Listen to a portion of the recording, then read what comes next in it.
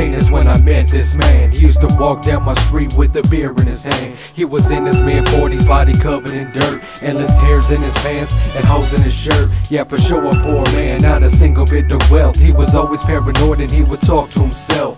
And every now and then I see him chilling at the park, just watching all the kids play until it got dark. And there's a couple days he would walk by school, walking by with a smile, 40 bottle half full. Every time I see this man, it was that same routine. And every place he would go, he would never be seen. So why is this man so down on his luck? Something happened in the past, or he just don't give a fuck? How could one man live his life in such pain? A deranged human being, the man with no name. He was the man with no name. He was the man with no name. He was the man with no name. Check it out, check it out. He was the man with no name. See, I just had to figure out on who this man was, for the reason why he is and why he does what he does. I asked him, was it like this at the very beginning? He said, my life is like a story with a fucked up ending. I used to have a nice place, used to live on a farm, till he lifted up his sleeve, showed me the marks on his arms, snobs on his breath, a cross on his chest, a Christian gone crazy who has never been blessed. So why not change now instead to make it more harder? He reached into his pants, grabbed a picture of his daughter. She died at the hospital along with her mother. God just didn't understand how much that I loved her. Then I noticed some tears that was coming down his eyes, surprised by how he was. This man was really wise, which explains all the trips to the school and the park, all because there was a piece missing from his heart.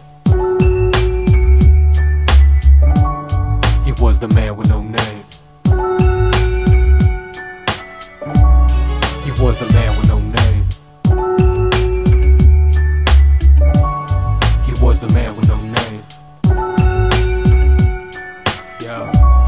He was the man with no name. He said he lived so many years full of pain and depression, but through it all, he said he learned a valuable lesson. Respect life to the fullest even to this day, thinking that you're here forever till God takes it away. Everybody thinks I'm lying, but this man I really knew died in 2002 from a drug overdose. Only then is when he realized what mattered the most. At least now he's up in heaven with his family close. I can't help but reminisce of all the things that he said. Even as a grown man, his voice is still in my head. At the service it was me, a witness and a pastor. Unlike other bodies, he was buried a bit faster. I never got to thank him for all the words that he gave. Rest in peace, I'm only happy that you finally been saved. I went to see the grave, but it was just blank. So he's always been known as the man with no name. Yeah.